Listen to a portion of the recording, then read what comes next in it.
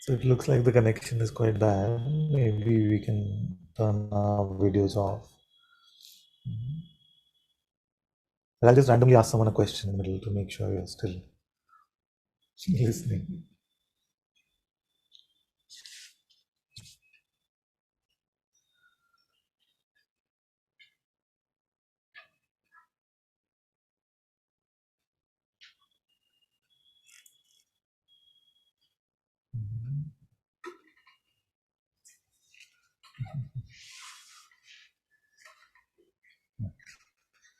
This seems better. Let me know if my audio is good. How will you let me know? You can raise your hand on the Zoom hand. Audio is good?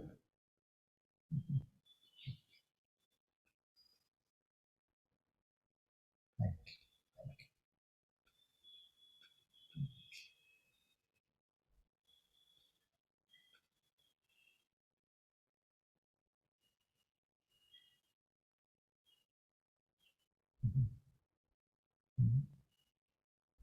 Fundamentally, what is Satsang?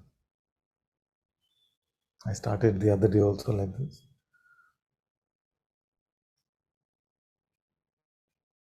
To come to the company of the truth. Sat ka Sang.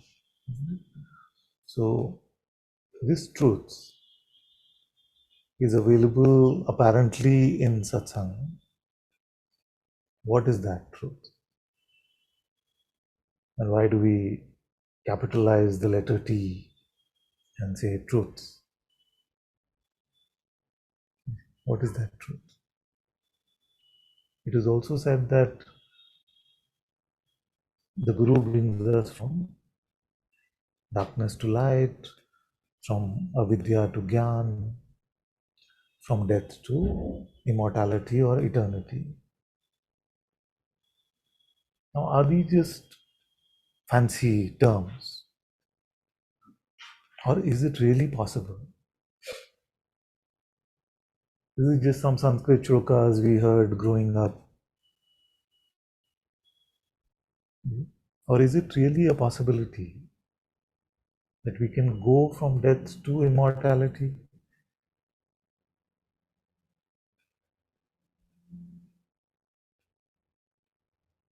From darkness to light, from ignorance to true knowledge, which is self-knowledge. For this we come to Satsang, to meet the truth, not to merely understand it. Because we've understood many things, and most of those don't help us because in times of trouble they are the first to leave. I can't think straight, I can't think straight. Because if it is a question of our thinking, then when we really need guidance, then it is the first to leave. And we get into panic mode, we get into scrambling. So, conceptual knowledge can only go this far.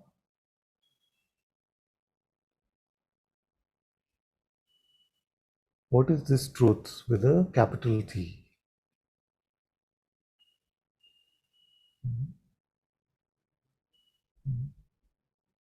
The truth is that there is a higher being than the one we take ourselves to be.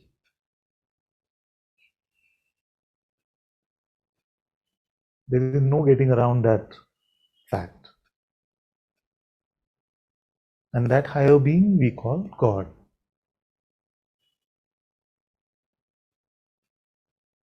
You can choose to call it what you want. But there is something higher, and we'll talk about what that higher is. Higher than this bunch of food, this collection of food that we call the body.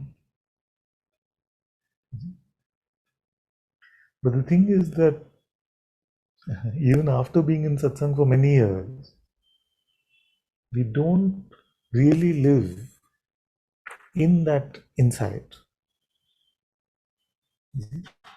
And many times I've asked in satsang, if God was really reality, how would you live?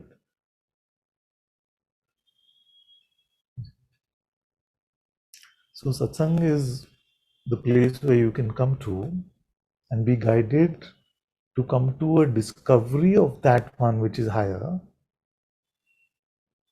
then just use it as a conceptual idea or a fallback option or a sort of feel safe. When I'm in big trouble, oh God, God, God. The rest of the time, me. Now, can it work like that? It can. In God's grace, everything is possible. But it's rare. And most likely, it won't happen that way.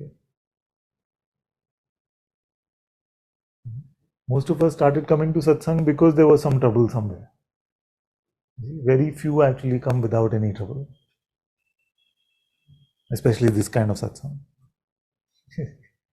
It squeezes the mind so much and seems so difficult for the mind to comprehend that usually there's some suffering which is giving fuel to the fire of coming to satsang initially.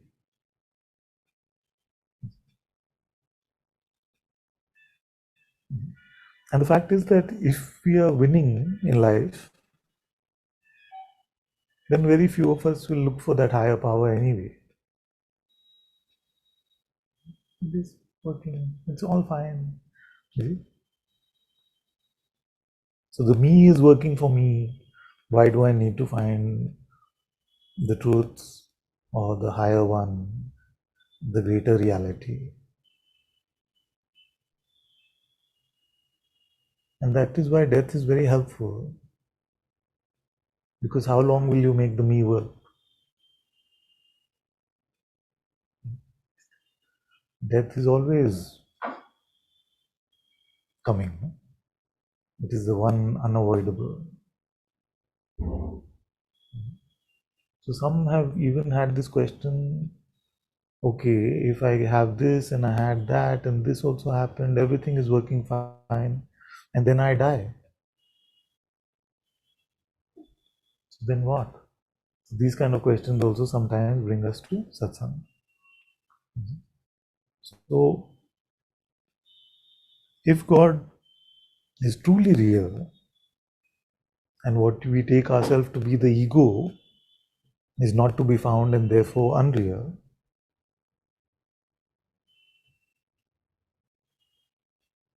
what would our way of life become?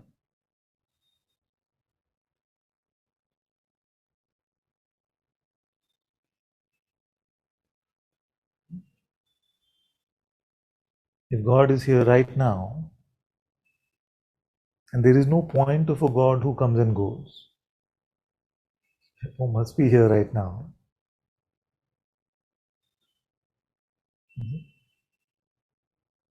how is it that God can be found?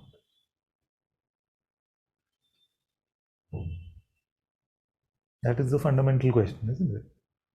If God is here right now, and there is no me right now, and yet the me seems so real because there are thoughts and there are emotions and there's a narrative, there are things I have to do, and there are my likes and my dislikes, and I have framed everything in the context of an individual perspective.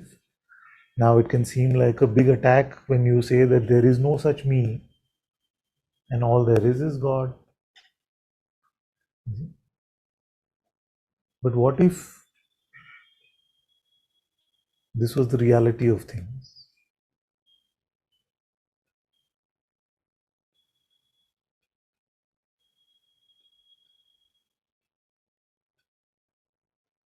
And what if we don't have to speculate or conjecture about it, but come to a real discovery, a true intuitive insight, Atma Gyan? How does one do that?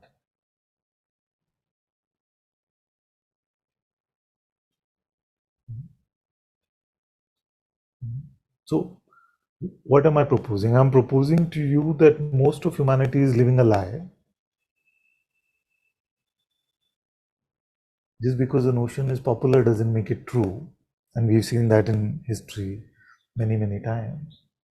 So most of humanity is living a lie of the existence of a separate individual. But in reality, all of this is just shining in God's light, the light of the higher being, the light of the only being.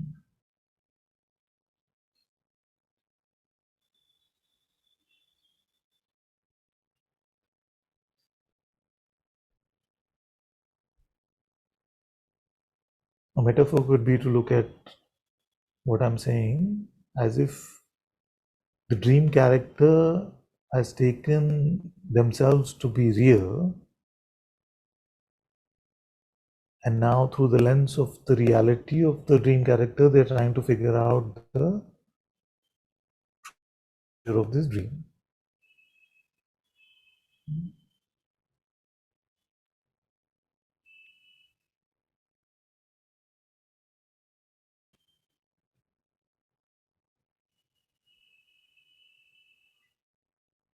Okay, so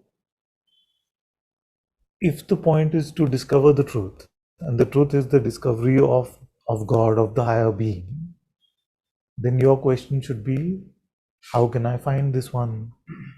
How can I move it from concept to reality? But to answer how to find this one, first I have to tell you how not to find this one. And this is where most spiritual seekers, those who are even genuinely searching for God, most of them are stuck in the wrong ways to find God. So, what are the wrong ways? We think that God is going to be an object of perception. So, most people are waiting for a spiritual experience. I was talking to some very sweet people in Delhi when we had gone. I said, okay, you are saying that you have found God here. How do we know that God even exists? Is there a Is there something you can tell us which will make us believe?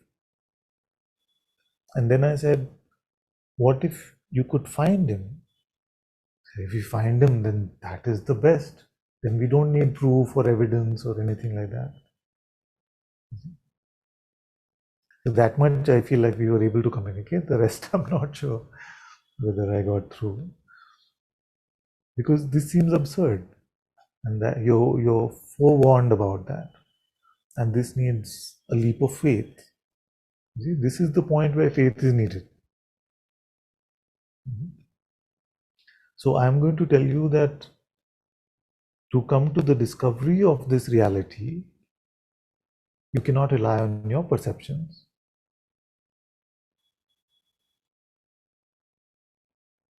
You cannot rely on your perceptions.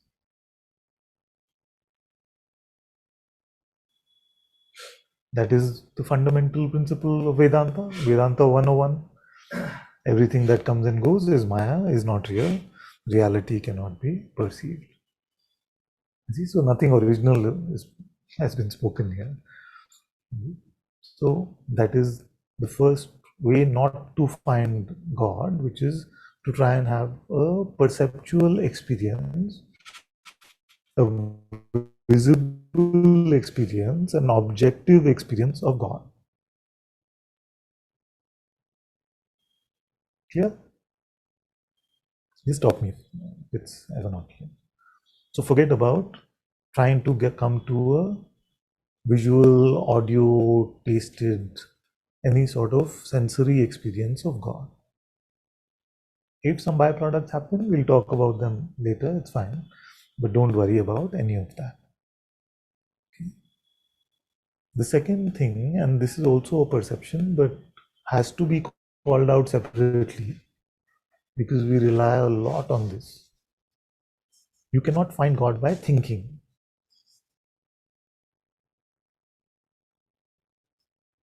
You think and think and think, you cannot find God. And many have tried for many years, and it comes to no fruition. You end up becoming a Pandit, quote unquote. You see? Which means what? You have a spiritual encyclopedia in your head, you can quote scripture, you can become very knowledgeable in terms of all the shastras and the scripture and everything. But all the thinking is truly going to die along with the body. There is nothing eternal about it.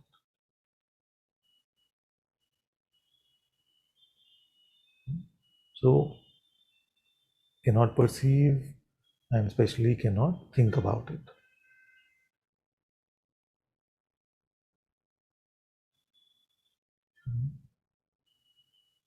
Now, where does that leave us?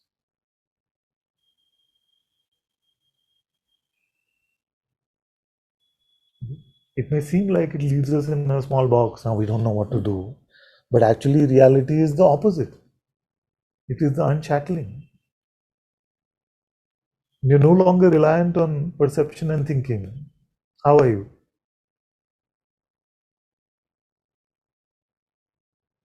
How are you? How is it? Huh? Huh? Free? Free, no? Yeah, exactly. It is free. You're not constricted, you're not constrained. You don't have, because you don't have a narrative structure, you're not limiting yourself.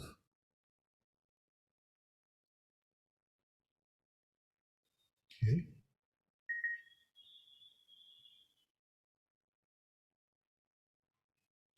So, this is what I've been calling getting over yourself, because you cannot come to God's light and still be full of yourself.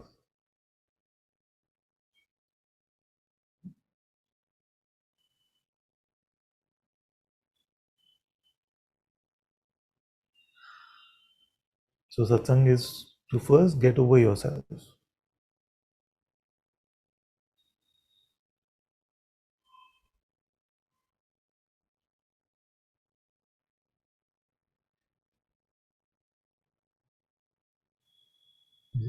Humility, faith, devotion, compassion, generosity, love, all these things are an aspect of that.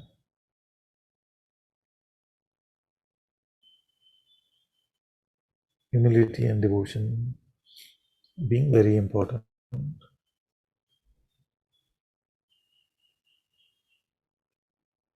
because the conundrum is that as long as it continues to still be about you, God seems elusive. Only when we are willing to make that seeming sacrifice of letting go of the false one can we truly live in God.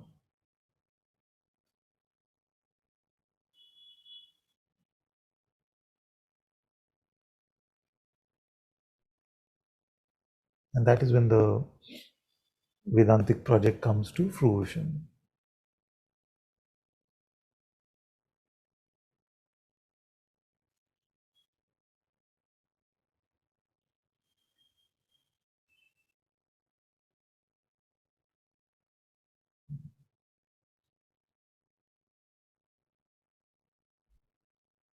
Who here lives as if only God is real?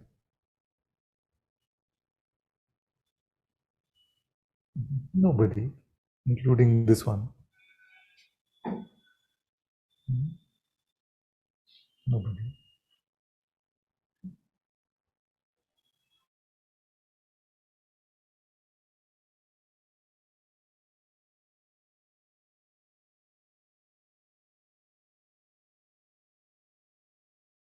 Duality and ego lessens to such an extent because you've been propelled through satsang with such a escape velocity that the gravitational pull of individuality seems very, very mild, very, very meager. It may not completely go away, but you spend most of your life in the reality of God and not in the unreality of person.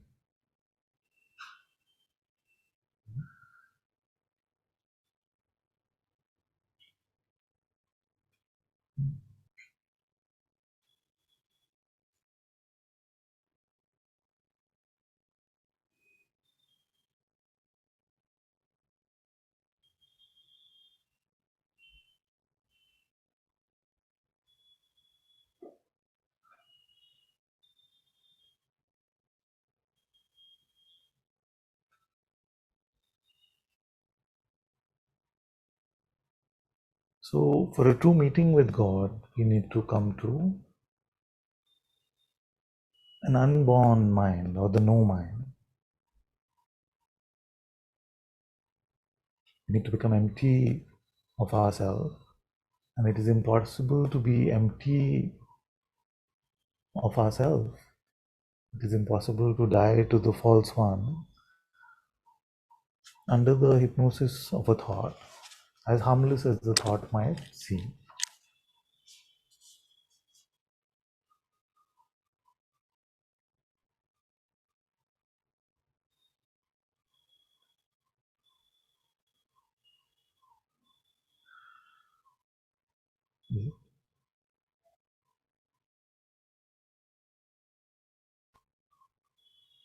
In the world, when have we been empty or headless?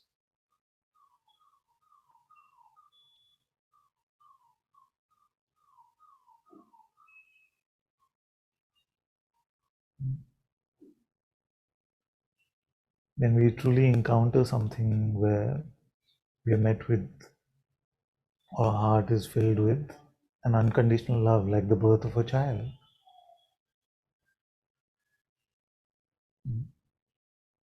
It's not that those children look so beautiful, but in a parent's eyes, they look very beautiful. Because we're not judging, we're not evaluating, it is pure love.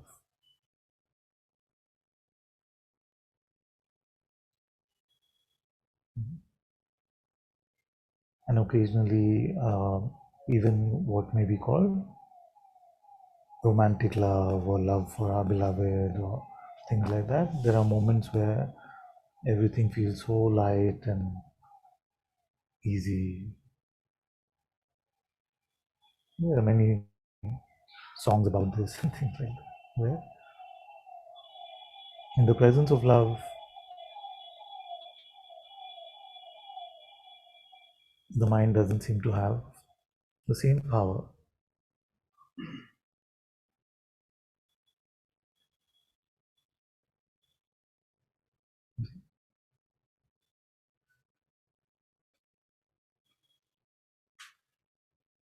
And that love can become the perfume, the scent, which we can follow doggedly to come to the discovery of the presence of God.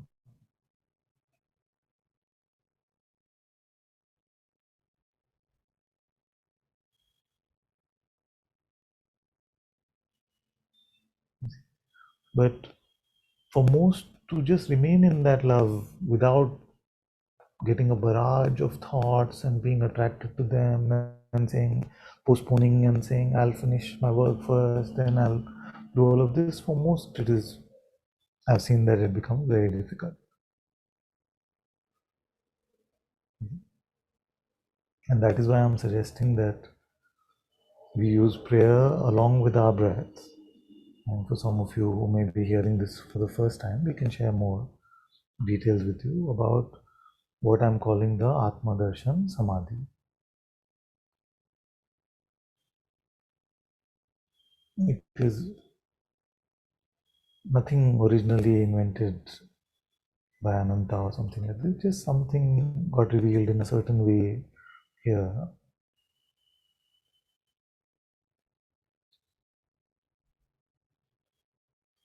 That using our breath in a prayerful way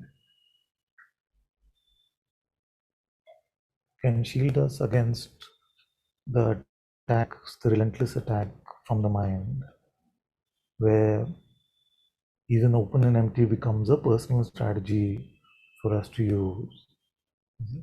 I try to use it for my peace, for my. So what happens is that we're not truly open and empty, but we're only thinking we're open and empty because it's just something that me can use to have a better life. So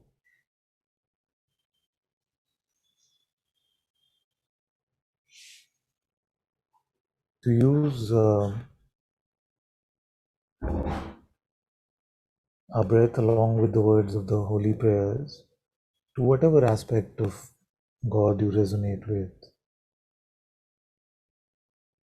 is a good way to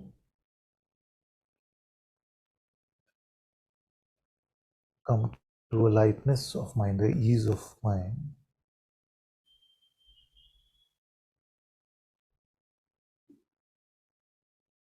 And only in that ease can we remain in the unconditional love for God. And all unconditional love is love for God. If it is for something, it is conditional.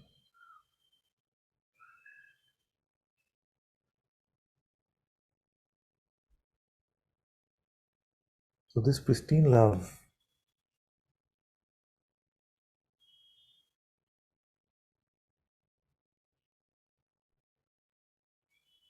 we can remain in,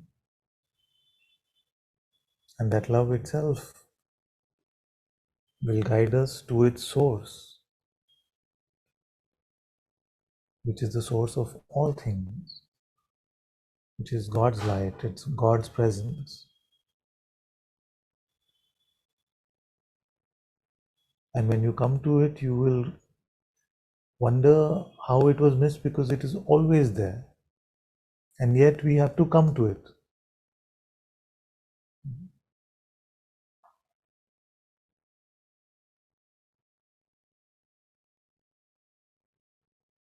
So to allow ourselves to let go of the mind, using whatever tools are made available to us, remain in that presence of unconditional love, which may lead us to this holy presence of God within ourselves, not within our body, but it may seem as if it is within the body, but within ourselves.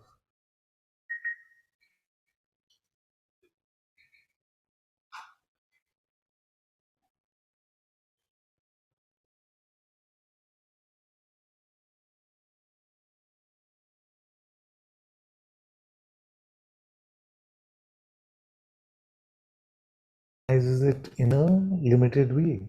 Nobody is finding something which they can say, oh, this is only here. You may say that I feel it strongly in my heart, but that is not its boundary. It's just the presence seems to have a core in our heart or heart region. But it is not everywhere in the sense of like there is air everywhere. It is everywhere, just like the dreamer is everywhere in the dream.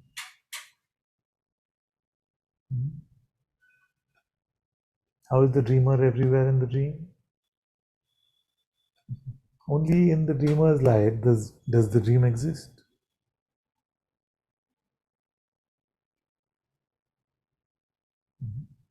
And only in God's light does this waking state exist. And all of this you will recognize as you come to God's presence. You don't need to understand too far in advance.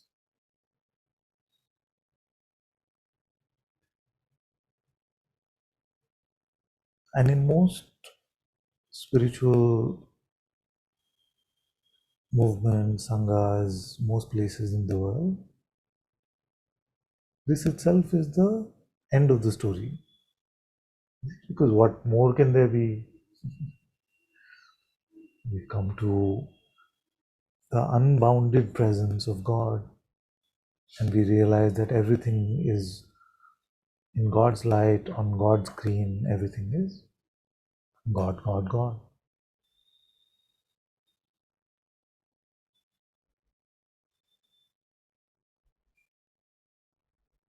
And yet, remaining in God and in God's light,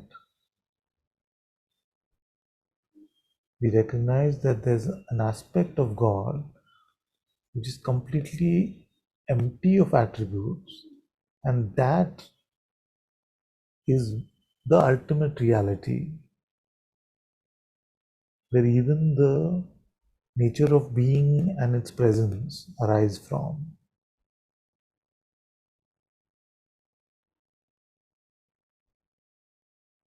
That is called Nirguna Brahman,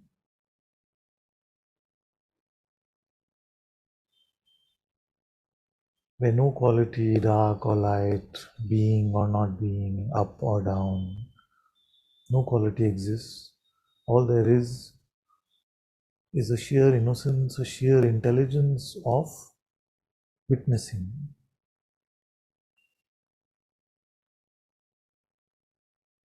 The Sakshi. You cannot give it any sort of color, shape, or size.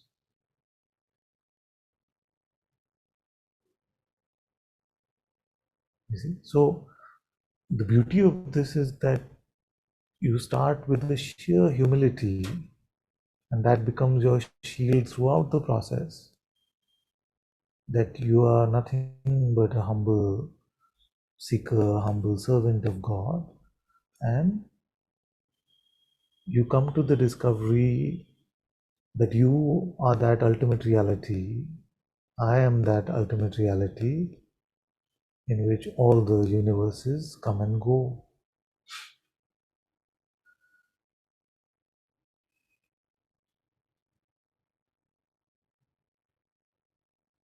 But even after coming to this discovery, outer expression, mostly the humility and sometimes even the meekness may continue.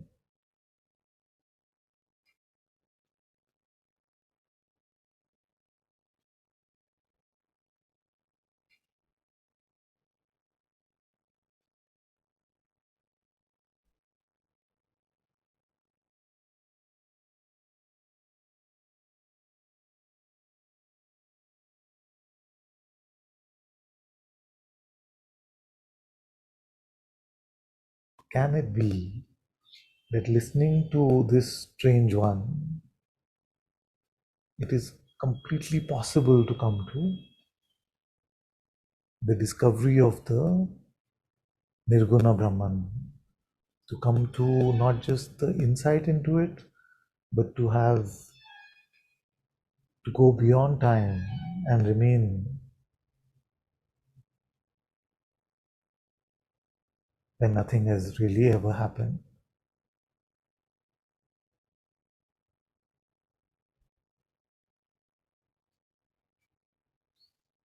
It's a huge risk. It's a big bet that you have to take. What is the risk? Because everything now sounded very nice and meditative. What is the risk? The risk is that you have to let go of individual identity. You have to and what does that mean primarily? You have to not be concerned about your story, your narrative. And for a while that will seem very strange. Because how can I contextualize myself? Like, how can I contextualize myself, situate myself in some way unless I have a narrative?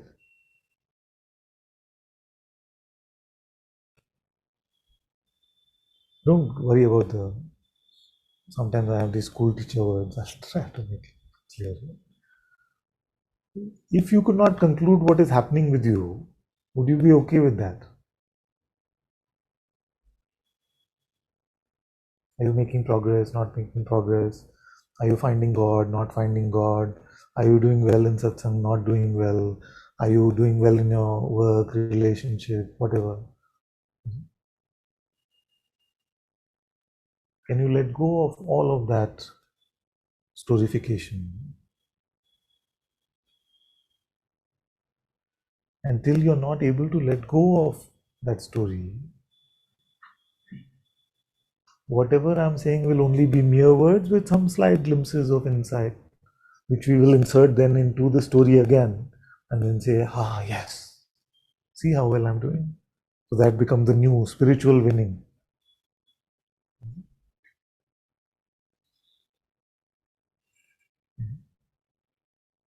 But a rare one, and all of you is rare enough for 8 billion people. So don't feel like, oh, Father saying a rare one, so me to no chance. I'm not saying that. I'm saying this already is rare enough. So all of you can come to that, where you let go of personal identity and come to the discovery of the eternal life within you, God's light within you.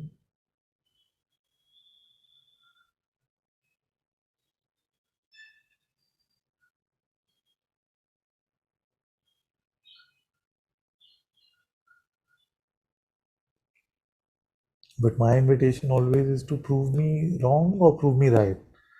But don't just leave it. Because the mind will play the game with time. See, it's not that many of you doubt me actually. It's not that many of you doubt me. You only postpone. You say tomorrow. See, today something other important is happening tomorrow. See? And in this tomorrow is going to be the end of this life.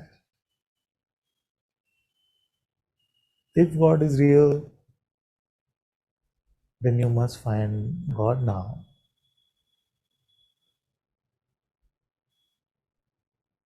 If God is not real, find out who you are.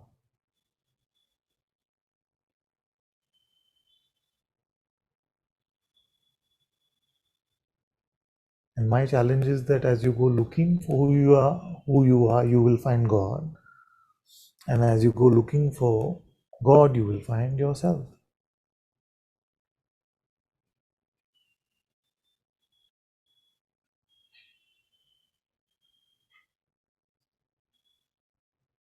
But to leave it for tomorrow will not do.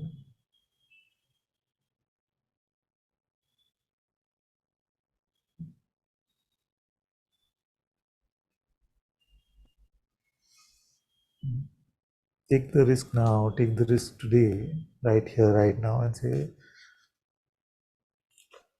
empty of all my stories. I want to know what is true.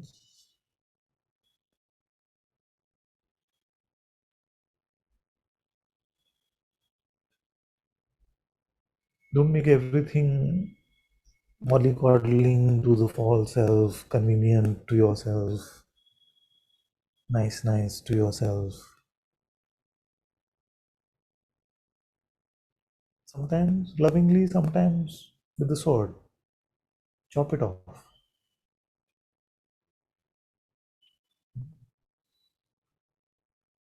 Don't get into any of these like poor me type modes. Oh, but what about me? Which one? Which me? The body? Body is fine. It has very few complaints. Sometimes poor thing is in pain, it'll complain about it. Won't complain, but it'll send a signal, pain, like that. Even that it won't say anything. So body is no trouble. Thoughts, just coming going. There's nothing about them. Emotions seem to be there, they linger for a bit, but they don't hurt the space in which they're appearing. Nobody is hurt by them.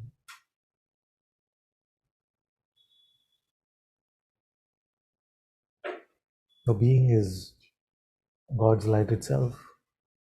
The light of consciousness cannot be hurt.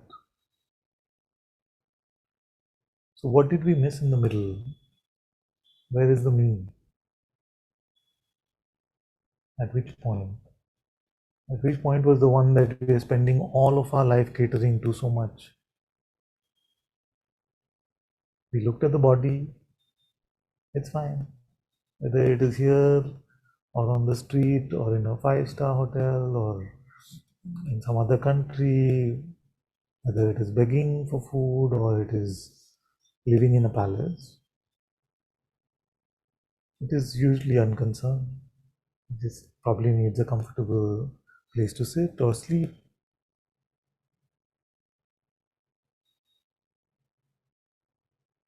The body is fine. We looked at thoughts, emotions, your presence. At which point did we skip over the individual?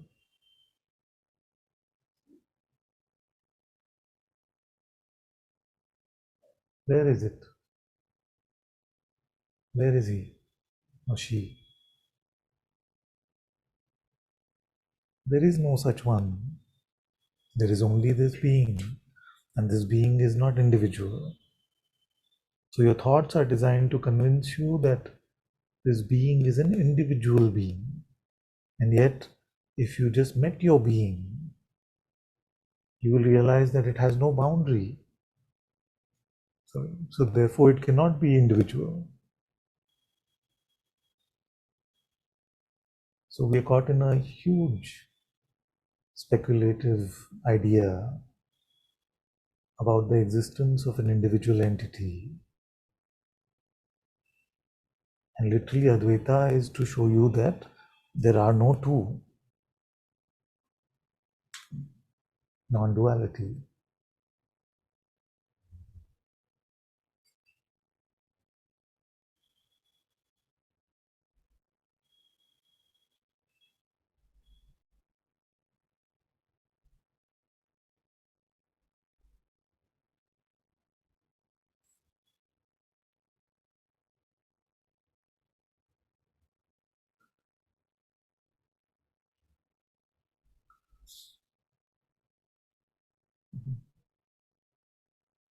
You know that I have not seen as much self-concern, which means the concern for the false one, as there is in spirituality anywhere in the world. It is the most contradictory thing. Spirituality is where we come to get over ourselves. But because the spiritual checker guy in our head takes over, I've not seen at work, I've not seen outside in other groups, other things. But the amount of self-concern we have in seeming spirituality is more than anywhere else.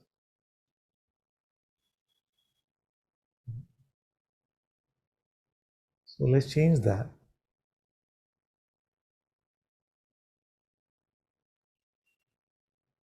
Be concerned only with God.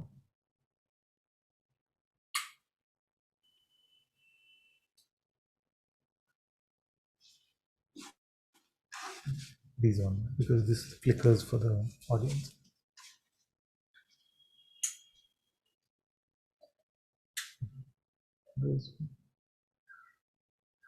Yeah. And if you want, you can put the ones at the back.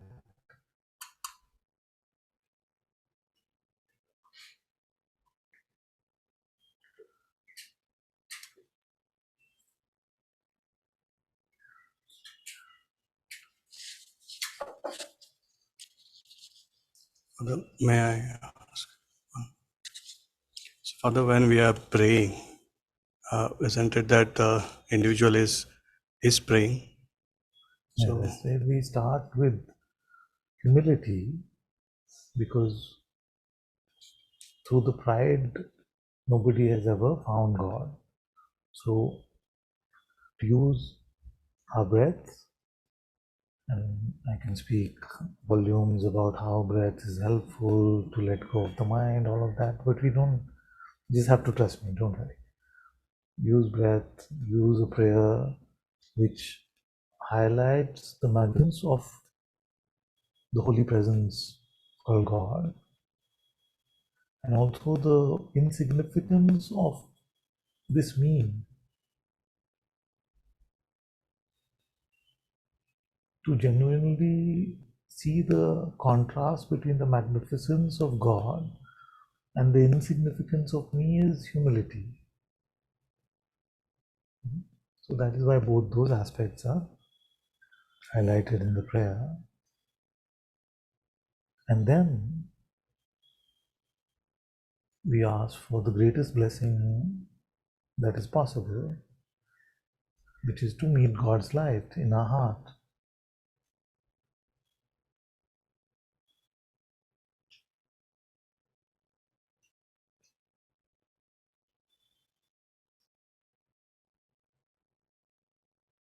As we try this, you will find that everything dissolves.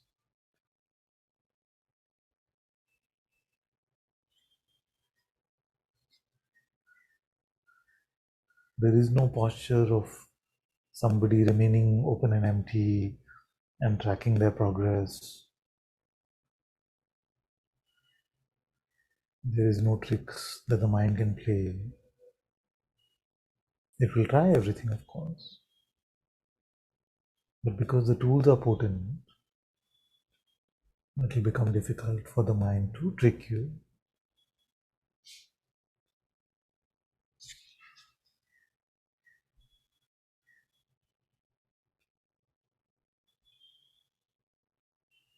And in your humility, that is your only chance to experience unconditional love.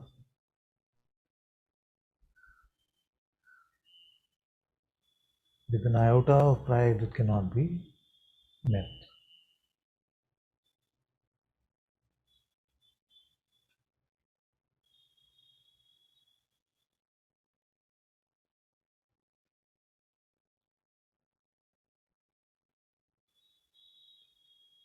So that love then becomes your beautiful support, your anchor, all the oscillations that we are troubled by.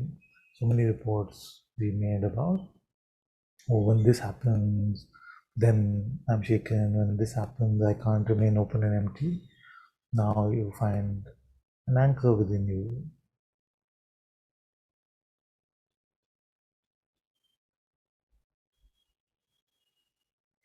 That's all. The rest of it, the presence itself will do. We may then naturally rest, remain where only the presence is apparent, the state of Savikalpa Samadhi.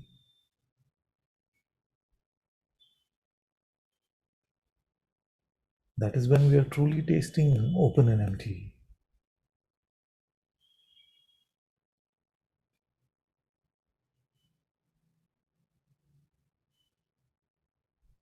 And to go through this, into that, where the self is recognized, but there is no time, there is no space. It is like sleeping but not asleep.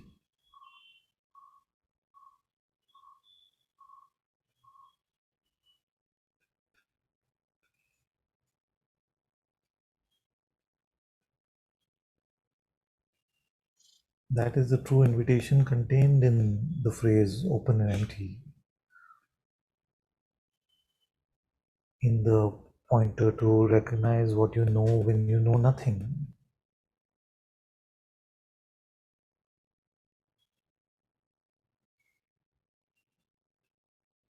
And this is also called Shiva, the highest, the absolute.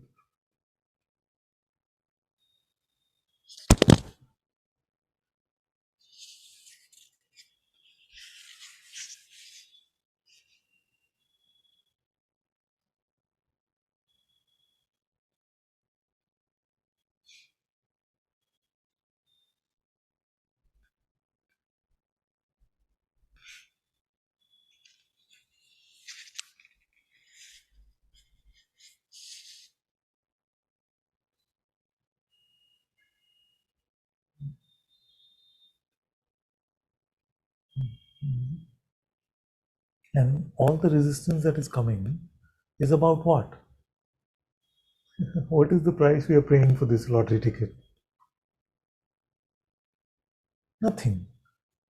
So I remind some of you were not there, and I said, people said to Ramana, if God is within us, if the self is right here, you see, which is your teaching, why do you keep telling everyone Arunachala, Arunachala, do the pradakshina? So he basically, maybe he got tired of the question. So he said, okay, just quietly do it. What will happen? You'll lose some weight, right? That's all. Okay. So what do you lose?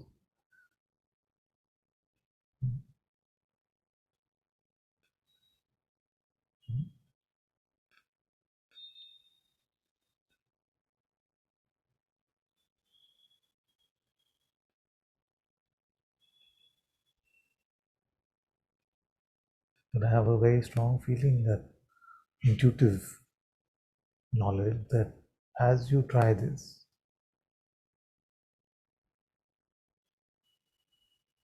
most of our lives are going to be transformed.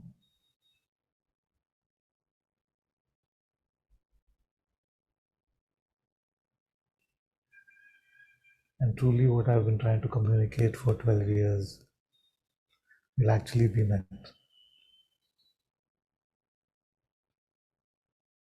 Not that it has been completely unmet so far, but the depth in which we are living in God's light, the intensity of God's presence being felt in our life,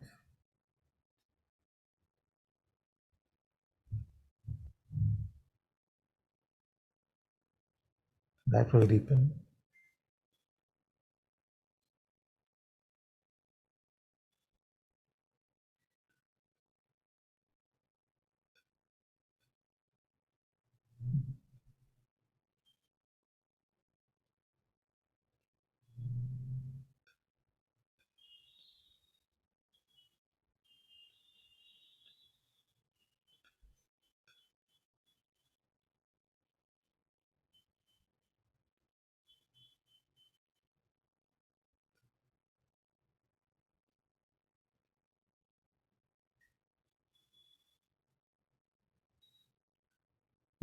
So, to live without Atmadarshan is a wasted life. To live without Atmadarshan is a wasted life. And I don't feel like I have ever offered a simpler way to come to the presence of God, to the presence of God's light.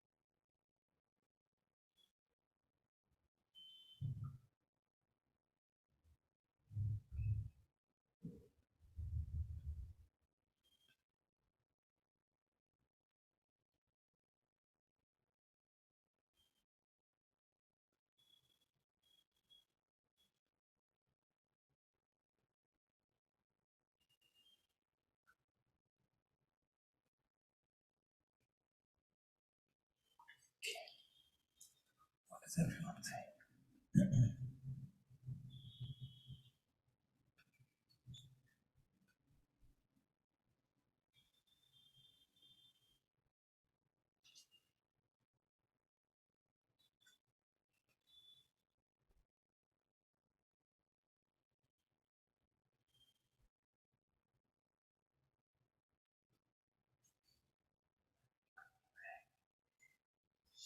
Okay, let's see. Georgie has a question.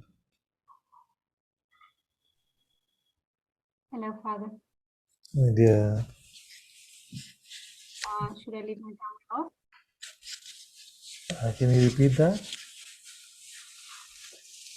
I said, should I leave my camera off? You can try once. Maybe just one camera on should be fine. Uh, I meant you can put it on and see, yes. okay. And you can hear me okay? Yes, I can hear and see you fine. Yes, this should be good. Okay. I had a couple of questions about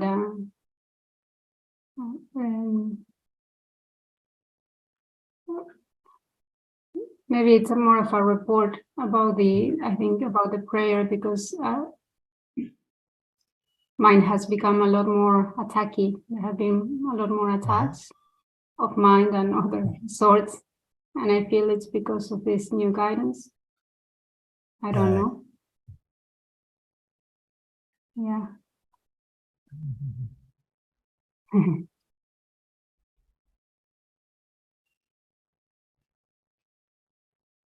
I don't know if I have anything else to say about that, just that as a report. I see, I see. Mm. But during the process, how is it? No, not during the process. No, just during the day. Yes. So what is happening during the process? Okay. During the process,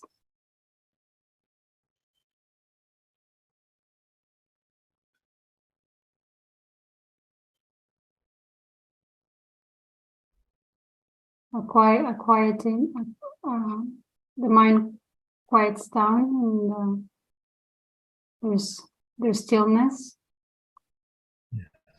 and like you said before, it is seen that all the concern about all this noise, it doesn't make much sense. And remember that I told you about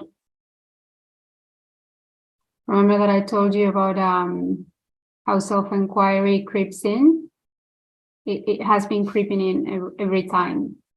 And so I wanted to ask you about that too, because it seems like I can't stay away from self-inquiry. That's good. But That's a very good first world problem to have.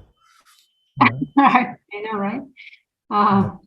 That's very good. So I don't know whether we were sharing when the broadcast was on, but I was saying that if there are some of you for whom self-inquiry has become very natural, then what you could do is just after the Laya Samadhi part, you could go to self-inquiry.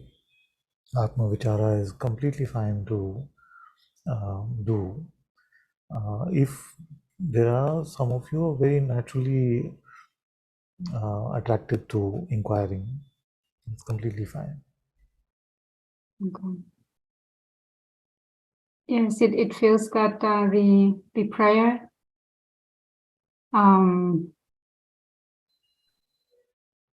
makes inquiry easier.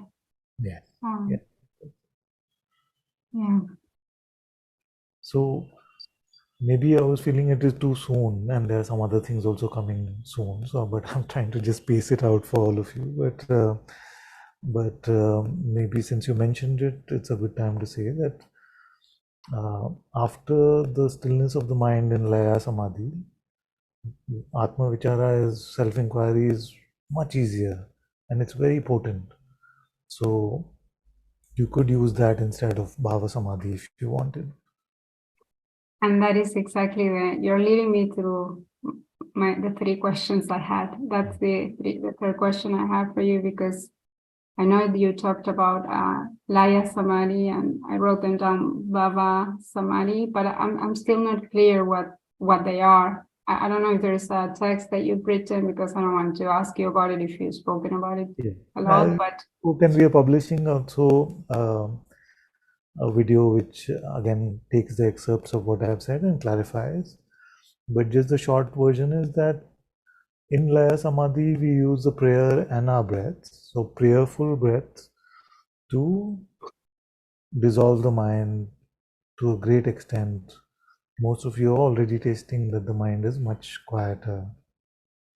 So Laya itself means dissolution, or to come to unity. So that itself, for many, this itself may be enough. But those who want to dive in deeper, if there are some of you who find that there is the presence of unconditional love, which seems very natural here at least to find, then you could just be completely empty in the head and anchored in the heart.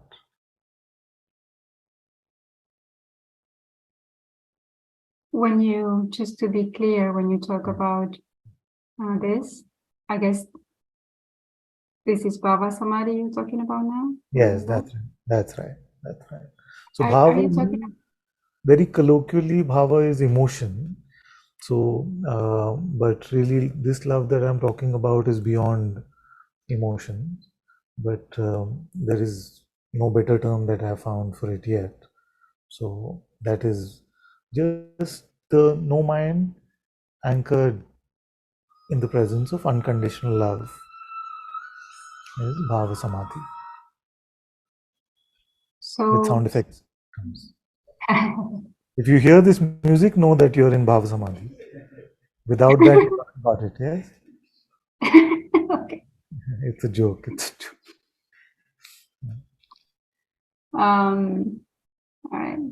So are you talking about these things as if they were steps? Like, As if is good.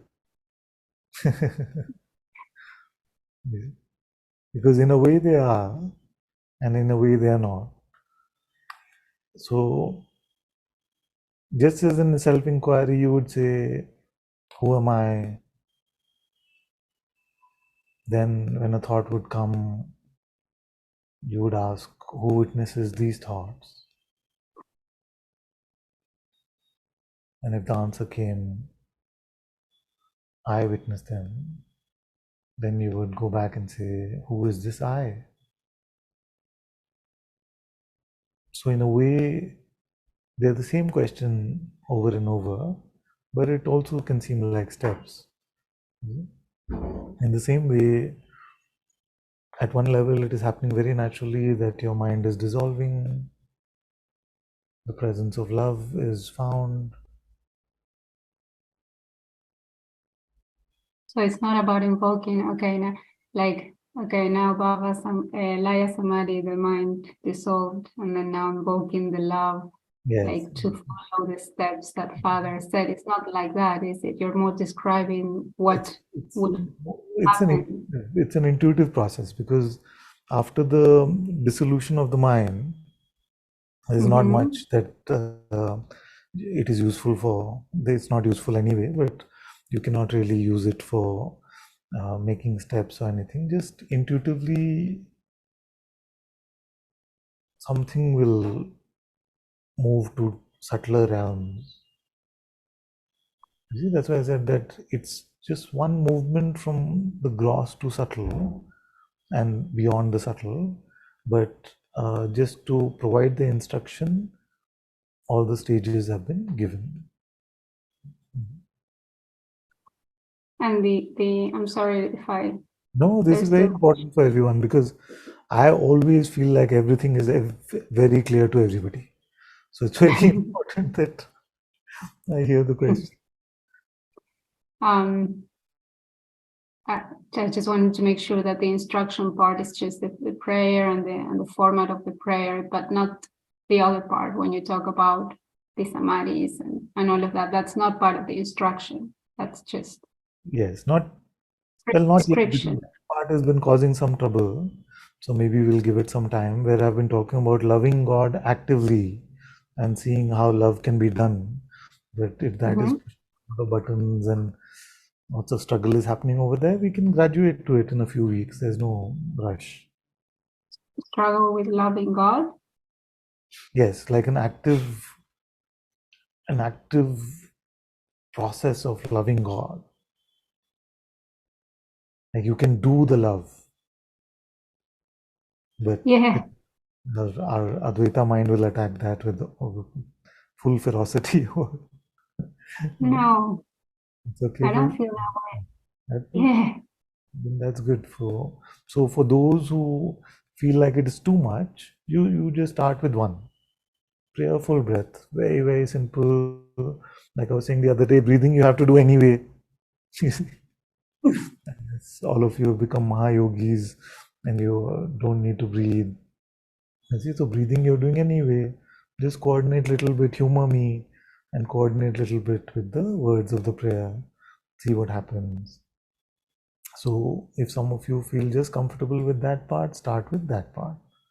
For those of you for whom it's seeming very natural, you're tasting the beauty of this, you're finding that the mind has lost its intensity and it seems natural to both experience the presence of love, but also notice that you can love, you can actively love God. Then you do it actively, otherwise just remain with the presence of the love that you're experiencing. Forget about the active part if it seems confusing. Is there a difference between the two? Uh, yes. Yes. That part I have trouble with. I don't see a difference between the two. Yes. Yeah. These are very subtle things, so don't worry. We can not overcomplicate it at this point. So whatever seems most natural to you in the process, let's go for a few weeks with that. And then let's see. A lot of this I'm expecting that the Sadguru within will also reveal to all of us.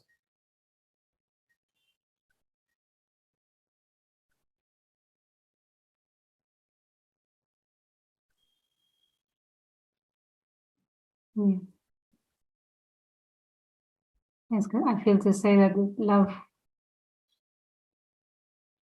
yes, it can be active, but I don't see a difference between acting love and the love that is here. Yes, yes. And it can The to sense have of an object. whether there's a qualitative difference between the active love and the love that is here. No, no, no. And but I heard the question as if you're saying that one is just to say, yes, ah, and the second is to love God. Yeah, See, so the love is the same, of course. love is the same. And there are and what you're saying is there are two different ways of approaching that love. Yes, one is to just experience that it is there, and second is to just love God without thinking about it, without categorizing, with the innocence, sheer innocence of a child. Yes, Like I that's was good. sharing the Papaji story of Papaji saying to that child, give God the sweet. You see, give God the sweet. And in the innocence of a child, the child didn't question, but the mother would have that question, saying, how can you give God the sweet? Mhm.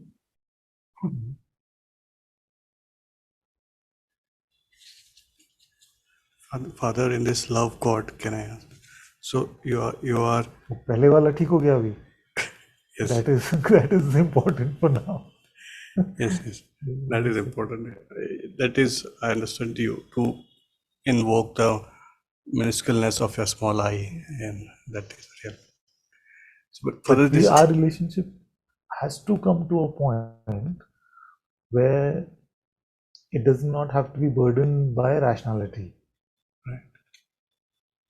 Hmm?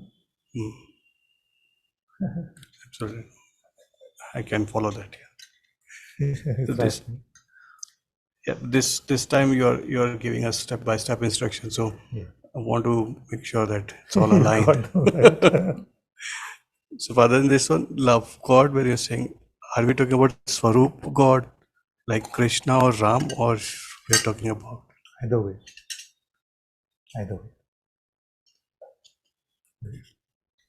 Either way. Some may find it very easy to love Ram, Krishna, Jesus, Allah. May find it easier to frame it in that way for themselves. Some may just say God itself, some may just say Om, some whatever, whichever way, just love God. With whom it would be much easier. For some, yes. Collectively, but Yes. it Yes. would be much easier. For most. For most. Yes. But some have conditions about it. So that for them it will be much more difficult. So if I force it and say no, it has to be a form, then because they've had some conditions, some belief systems about it, it will be difficult for them. But for most, yes. Because Wow, you're saying hands went up a lot. because you're saying active love, and Yeah.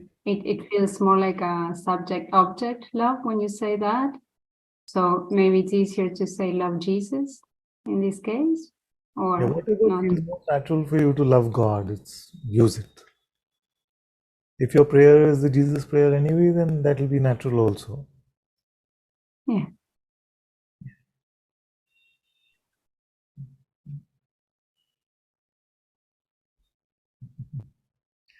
I also want to tell you all that where these instructions coming from, that one is the one that you're meeting in your heart through this process anyway.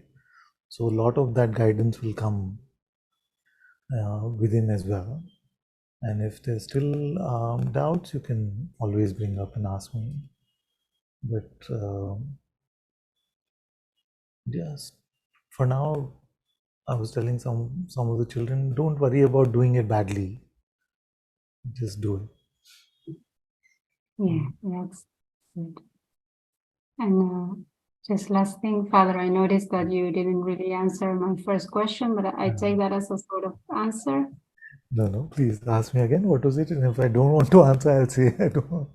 Yeah, no, because I didn't really ask a question, I guess. So to be fair, I didn't really ask a question. I said that it seems seems to be really Of course, attacking, of course. That and is happening throughout the Sangha. yeah, That is happening throughout the Sangha, where mind attacks, the most absurd things, fears, conditions, wanting to run away, all kinds of things are happening. Don't it? I feel it's the power of your guidance. I feel that's what it is. But something wants to do something about that. If there was more room being created for the mind, which itself is what the mind is resisting with, then the mind would want to be more in it, not run away from it. You hearing? I know that sounded a bit complicated. So, what is the mind's resistance? The mind is saying, "Oh, this is so mindy. There's this samadhi, there's this samadhi. This is much more mind. You see, I'm going to go from here." But if there was more space being created for the mind would, I'm going to live here. I really want this, but because the mind is actually getting squeezed, and now through God's grace, through God's hand, such a beautiful unfolding is happening, which is going to bring us away from conceptual Advaita to a real tasting of God's light, God's presence, the mind is bound to want to run and it's going to press every single button.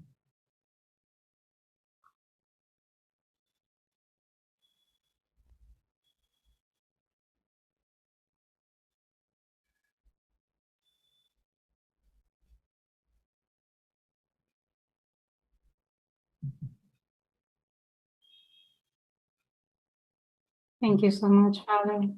I know I told you before, but it's very powerful what you bring to us. Thank you. Thank you. Thank you. Very good. Very good.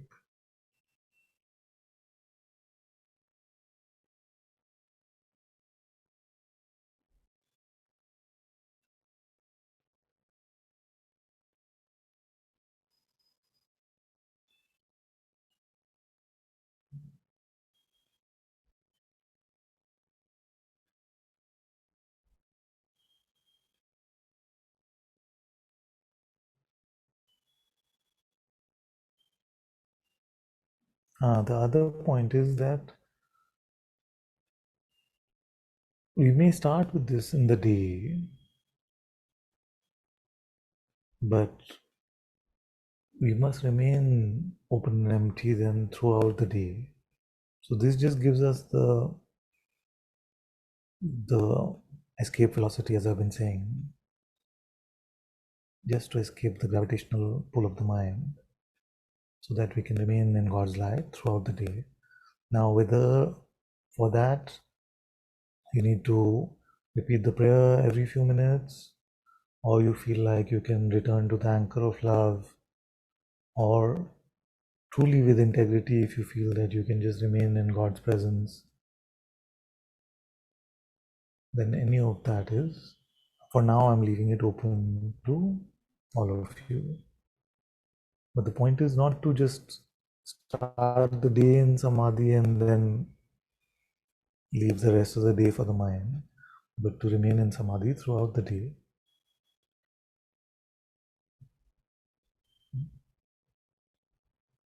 So it's okay if during the day we feel we've shifted, then we go back to the prayer. Yes, yes, yes. You'll start getting a very strong intuitive sense of all of this. Like, it's just, you're going to be guided by your heart so beautifully. Sometimes you'll just be able to return to the presence.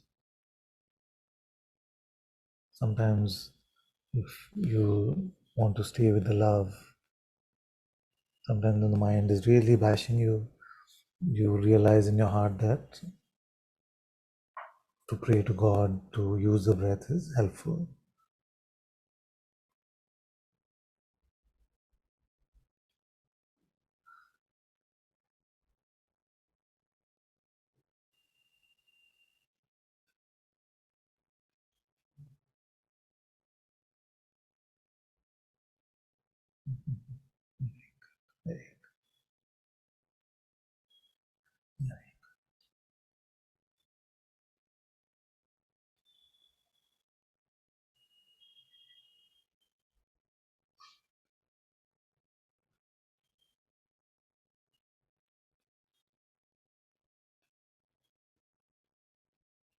I'm actually already seeing all of you shining so brightly in my heart.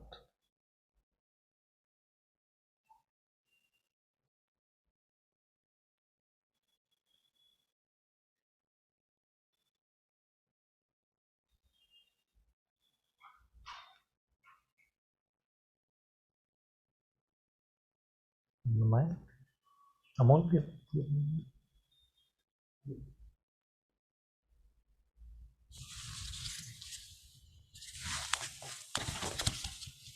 Father, thanks for starting the topic because my first question was to ask you that how do you discover the true self? And I've been hearing you for the last 1 hour and still not in terms of is it the devotion does not come naturally in me, the bhakti or the devotion or the love what you're talking. Other than open and empty the mind, is there some other ways which I could have at least a glimpse of the true self? because that's evading me. So we're going to share a video with you where I've defined the steps to what we are calling the Atma Darshan Samadhi. There's And a video to it. Yeah, we are just reviewing. I was just reviewing that video, making some changes to make it really as simple as possible to everyone.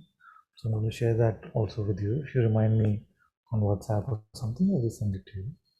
And have a look at that, try it, and then if there's some report, some difficulty, we can look specifically about that. So just for this reason, just for this reason, I just felt so strongly over the past few months that I want to be able to talk about this with everyone. But so far, the way the expression has been very, like, to the mind, very difficult to grasp. You see? How to be open and empty. Is this open? Am I being? You see, it seems very difficult. So now, for the first time, I've sort of laid out a series of steps that may be more approachable to those who are new to satsang. Thank you. That's what I was looking for. And initially, because you said you don't really feel a lot of devotion and all, just do it mechanically. I mean, forced one? A Not- kind of forced No, devotion? not force. Just like you ever done any pranayama or something? Yeah, but that also doesn't, I mean, I don't look forward to do it. Yeah. I've done it, but just Okay, but initially, maybe you don't have to look forward to it. right. You just So have yeah, to- I have to do it just for the Yeah, just mechanically we have to do, because if you cater to the mind so much to find something exactly to its preference, it's going to always run from it. No, the mind is never going to find anything that's going to lead to its dissolution. It's always going to say, this one, this one. Is it? So somewhere you have to take a stand also within your heart and say, if I feel like there's something truly to be discovered here, you see, it's just like for your next retreat, if you had to go to the most beautiful spot in the world, you see, but for that you have to climb like 3 kilometers or something up a mountain. You see, I have to go through some of that to get to that point. So if you really feel in your heart there's something there, then we can't mollycoddle our mind so much and say, "Nahi, nahi." Sometimes you just have to overcome it a bit. Of course, the mind hates that. Give me something that I want, I like.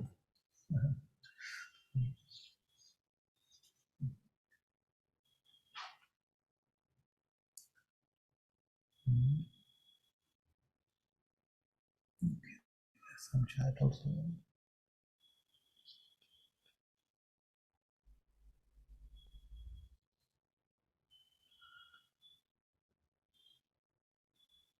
Yes. One says, Father somehow feels like being in the space of parabhakti after doing the prayers. Yes, yes, exactly. True love for God, true devotion.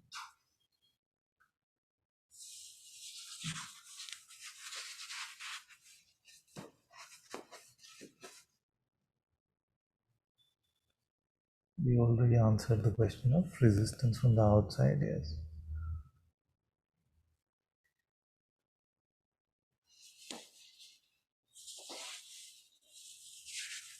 One says, Father, in the beginning it felt mindy. The spiritual ego said, I have already walked this devotional path and I need jnana. And today we sort of clarified that also for those of you who are truly in the heart, not running, but you truly in the heart feel that you would rather inquire than love, then use the inquiry. And maybe that for you also I can share more with you.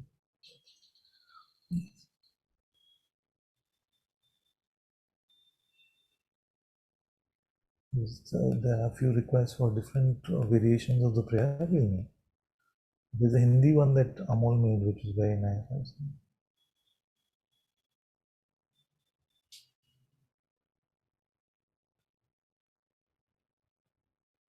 No problem.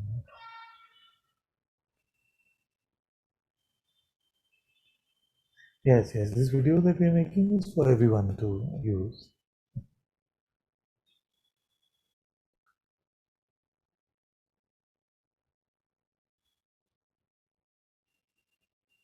Atma wants to share something with us all,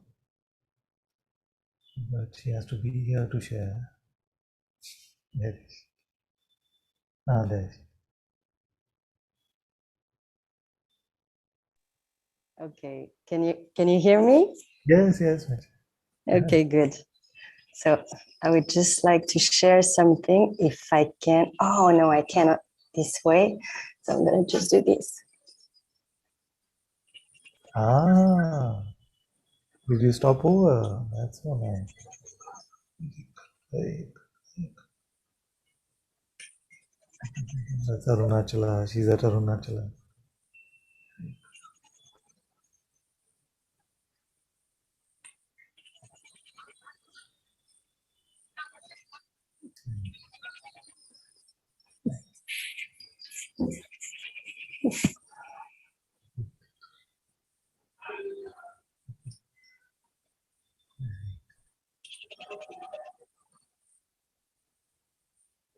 So are you staying in Thiru? Yeah, I'm staying in Tiru. No. Yeah. Very good. Thank you. Thank you so much, Father. See you soon. See you. Bye. Show again, please. They're saying, okay, show again, and I can show again.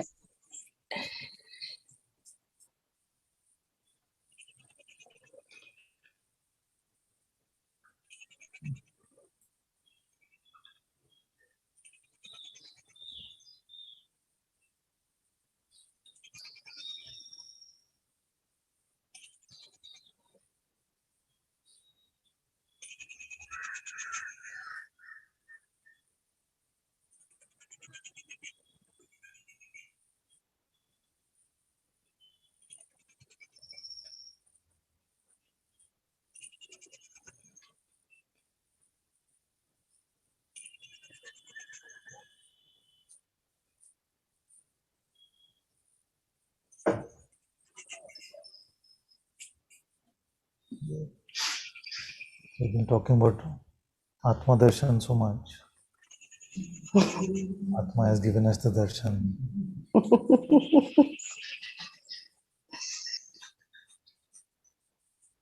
Thank you. Thank you, Father.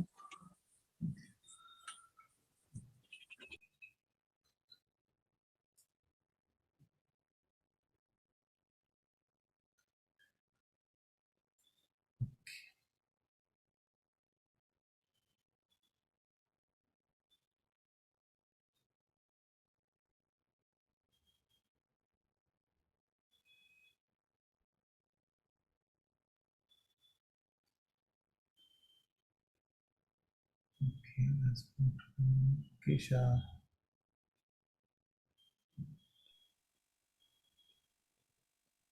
Hi, Father. Yo,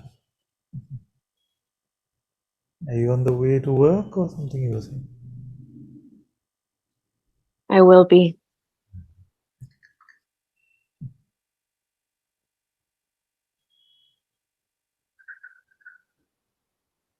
और बताओ क्या हो रहा है? What?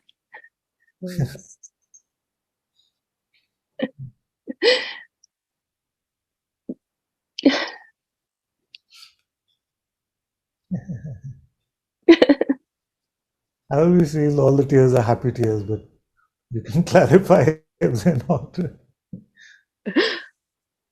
I don't know if they're happy or sad, but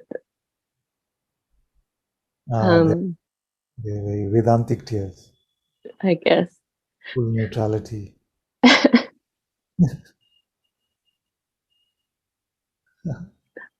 I don't know.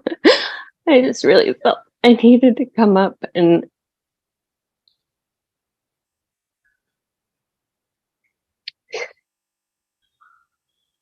the prayer has just been so beyond anything that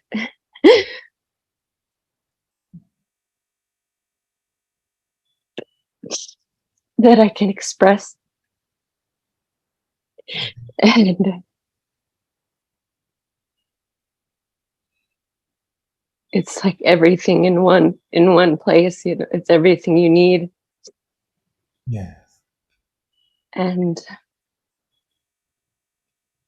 it does everything, like it burns everything and it exposes everything, and it creates the ability to just really remain open, you know, and to remain in that openness. And I don't understand it at all, and I don't need to. And I say it all the time, and in the morning and at night, and it's spontaneous, and everything that arises because of it is spontaneous too, whether it's inquiry or this love.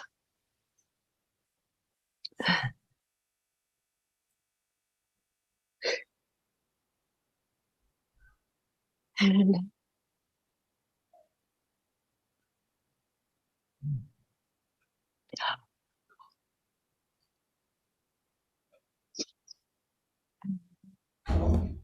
it deepens the invitation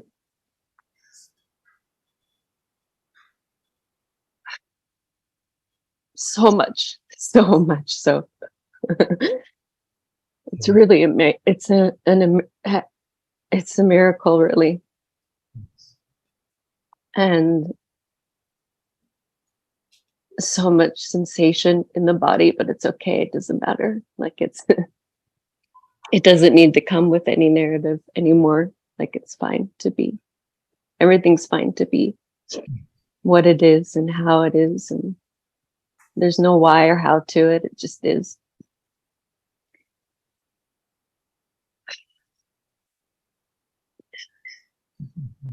Even the burning that comes up is just grace, and there's love in that too.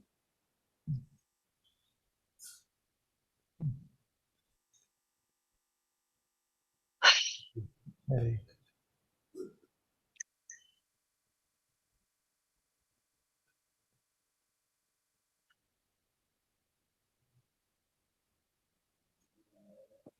good.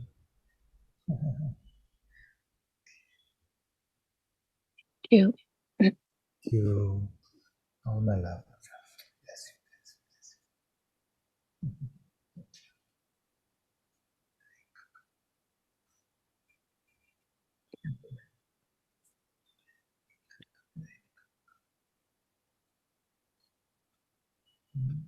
Something else you wanted to say?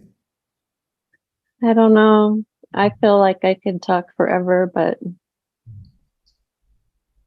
it's new to talk and not complain. Like usually I complain when I report. So there's kind of like nervousness about it. And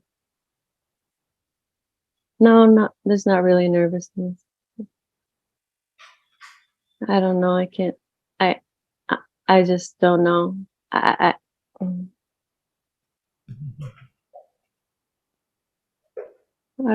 I feel like I have so much to say, but I just don't know. Like, you know, like like feels like something wants to be said, but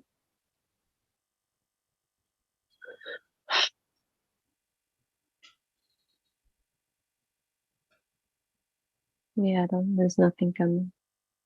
I don't know. Very good. Have a good day at work. Talk to Thank you. you, Bob. Yeah, thank you. I love you. I love you a lot. Same. Okay, just these two more. Because I'm going to end a bit early today. Vivi is here. I haven't heard from her. No idea. Hello, Father. Hello.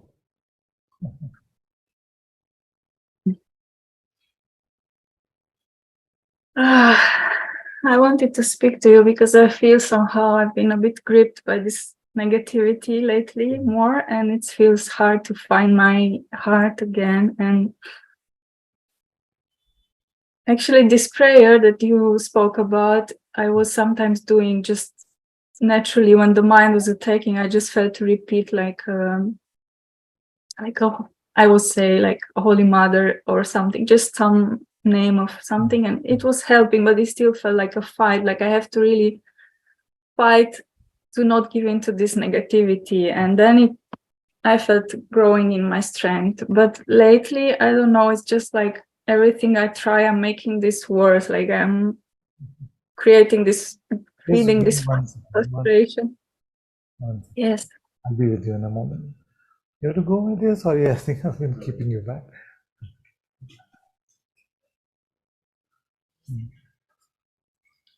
Because okay, my love, I'm with you again. Yeah. Yes. And I feel there is some strong stubbornness in me or some fakeness. And I don't know really how to get over myself. You know, like you say, we have to be empty of ourselves. And I Yeah, feel so I'm telling you full how. this me. You don't have to do anything new except what I'm telling you. No? So you don't have to figure out how. I'm already showing you how. And now I'm showing you very simple things, which the mind will resist initially because it will try to use our knowledge and say, I like this, I don't like this one so much, all that. Just let it go and start. That's all. But what happened? This is like that. That reminded me of my children. You're right. It is the childish stubbornness. It just reminded me of my kids when they were young.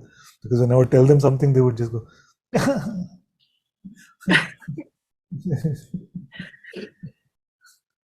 Okay.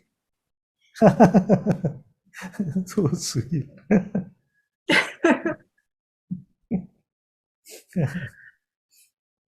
Is there something like when you open an empty or you're just remaining in your heart, remaining in the prayer, any specific thing that you have trouble with? Like, for example, when I'm praying, there is this feeling like there's this strong, dense energy inside me, like a negativity. And it feels like I'm trying to focus on something and it's just like there, like, and maybe I'm trying to get rid of it, or I don't know. Don't worry. So now, if even if this energy is strong, which I don't feel like in God's light any energy is strong, but suppose that you have some energy inside you, then is it best to pray or not to pray? It's good to pray. The only thing is sometimes when it becomes very like when I'm tired and depressed and all these things, when I'm saying this prayer, some frustration grows, like I can't, it doesn't go, look, it's still there. And I tried so much yesterday and now it's still back. And then I'm just like fighting with myself. And Yeah, it'll feel like that sometimes. And it's okay to feel like that sometimes. It's only been very few days since we started, and as this deepens, you'll find that you're getting an anchor for life. You're finding a shield against the mind's temptations and an ability to live in God's light for the rest of your life. So if you go through a few days and weeks of a little bit of struggle, it's all right. It's all right. okay. Don't struggle with the struggle. Allow the struggle. Yeah. Don't get affected. And many of the Sangha members are also struggling a little bit with this at this point. So don't feel like you have to overcome everything today. Don't worry. This is a beautiful project which will help you for the rest of your life.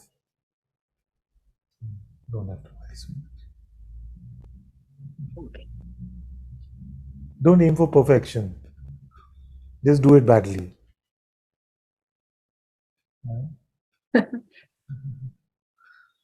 Do it badly.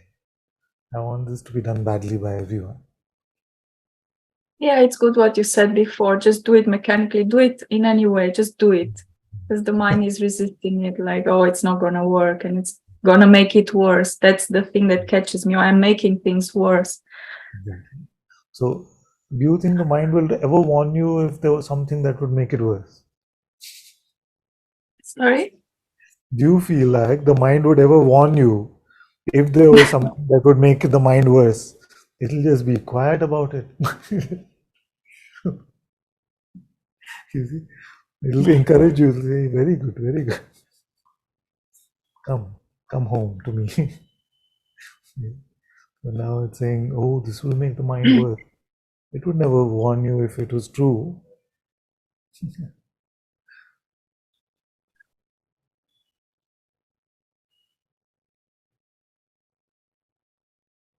It is not possible that you learn how to live in God's light and the trickster, the imposter becomes worse. It's just not possible. It becomes worse because it's fighting to stay there. It has to fight. That's his job. It will fight. But your light within will win. It will win. Don't worry. Don't rush. You'll be fine.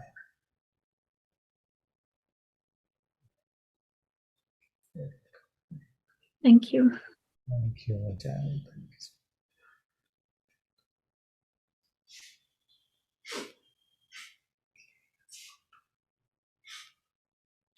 Shrikant for a moment.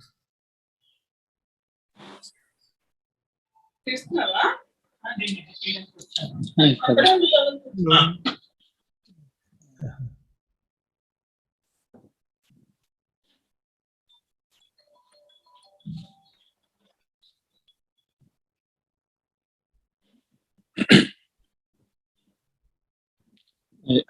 Even I'm experiencing a lot of mind attacks. How do you know? I mean, I feel like strong anger within me. Like How do you know? I can see that, I can feel that energy, Father. But I also try to notice the silence behind this How do you know whatever it's disturbance. like the judge of lot or little bit is which one?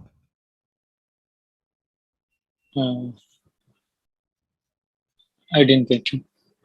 So is this a big hand or a small hand?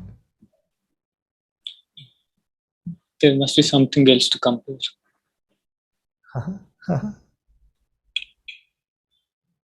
See? What can make that judgment? You're right that some reference point has to be there, but also the intellect, the mind aspect or the intellect is the judge of these things. So sometimes there's a mosquito worth of something and that seems like it's a lot of something. Sometimes there's so much pain in the body, but we feel like it's nothing at all, it's just a body. You see? But what judges these things?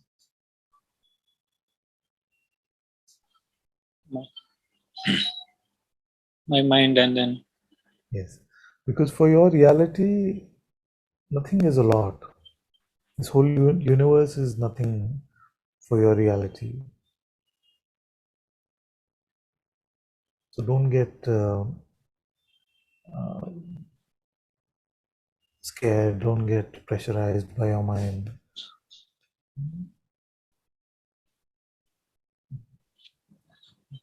and then also there is this thing which I want to tell you that there is this opportunity in Indiranagar, Father. That's for a job opportunity. Uh, It's located nearby the Satsang Hall, yeah. Kendra. Yeah, so I'm not yet sure if I would get the opportunity, but yeah, I just want to inform it to you. Ah, very good, very good. I'll be very happy. I'll be very happy if you can come. Very good. Thank you. Yeah. Okay, let's go. go to Ananda and Mateo.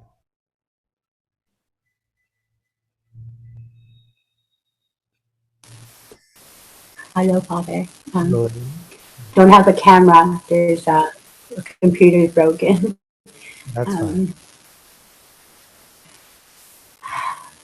Kept putting up and down the hand. There's noticing a lot of mind activity and just wanted to expose that there's a lot of excuse me, a lot of grasping, a lot of grasping. Okay. Why do you There's a want lot to of writing. a minute? Why do you want Just to don't know. Yeah. There's a noticing that if one, like if, for instance, right Keisha, right Beatrice saying, "Are you there? Are you there? Are you there?" And you know, there's thoughts coming and sharing that, and then there's no answer, and then the thought will come, "See, they don't like you anymore because you're bothering them," and then this mind play starts happening, and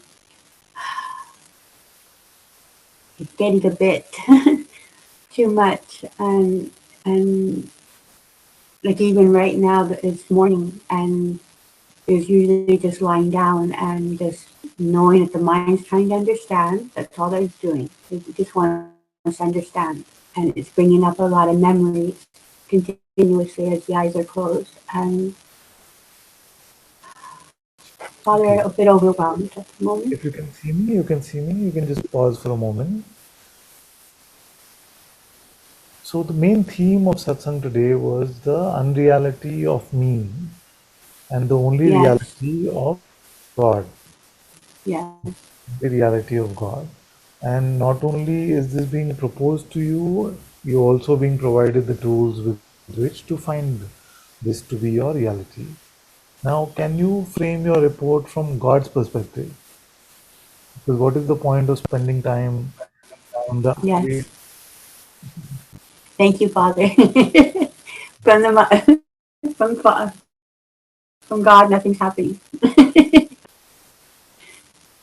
There's nothing happening from God. and No. besides God, is there anybody here?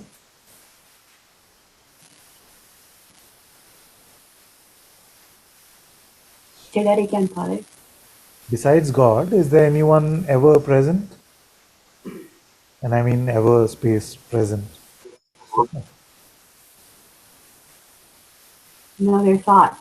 They're just If thoughts. God is real, if God is real, is there space for another one? No. Then Sorry, to Father. I just love you so much for saying this. thank you, thank you. So to fall for the same trick where the mind will propose the existence of another one, whereas in reality only God is real, and now you actually have no excuse because the simplest methods are being provided to everyone. So all you have to do is just breathe and come to God. That's all. Thank you. Thank you, Machan. Very good. Thank you.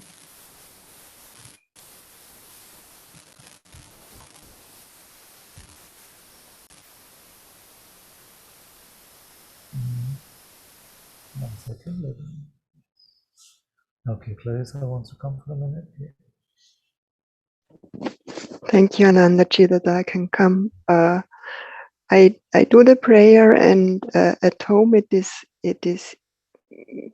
good for me to come to pray, and but when I'm in the train or at my work, it is very hard. I often feel so much pressure, and also the pressure from outside.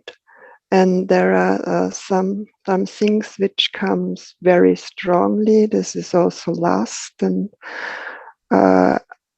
it's and I know it doesn't matter what come, but this triggers me a lot, and so I just wanted to come up and to expose it to you, and thank you that I can do it, and thank you for the prayer.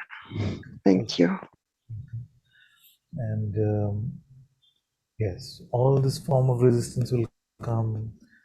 Start off very naturally at home. You say it's quite easy, so start like that, and then if you're guided during the day to do it, just do it. Don't worry about how well you're doing it, whether you're distracted, not distracted. Don't judge yourself strongly. Just as natural as possible, because the steps are actually very, very simple. So it'll become more and more natural as you go along. Don't worry. Yeah, thank you. Great. Thank Thank you. you. Very good. Somebody wants to end with a bhajan? Atmika? Are you okay?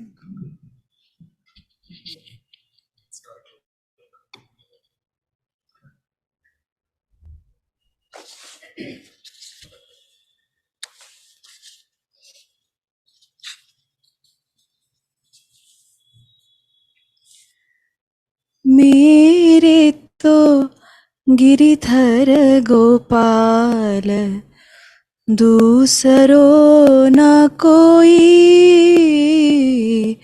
मेरे तो गिरिधर गोपाल दूसरो न कोई, जाके sir मोर मुकुट मेरो पति सोई, मेरे तो गिरिधर गोपाल दूसरो न कोई, असुवन जल सींच सींच प्रेम बेल बोई, अब तो बेल फैल गई आनंद फल होई, मेरे तो गिरिधर गोपाल दूसरो न कोई, तात मात भ्रात बंधु अपना न कोई, तात मात भ्रात बंधु अपना न कोई, छाड़ गई कुल की कहानी का करी है कोई, मेरे तो गिरिधर गोपाल दूसरो न कोई, जाके सर मोर मुकुट मेरो पति सोई, मेरे तो गिरिधर गोपाल दूसरो न कोई.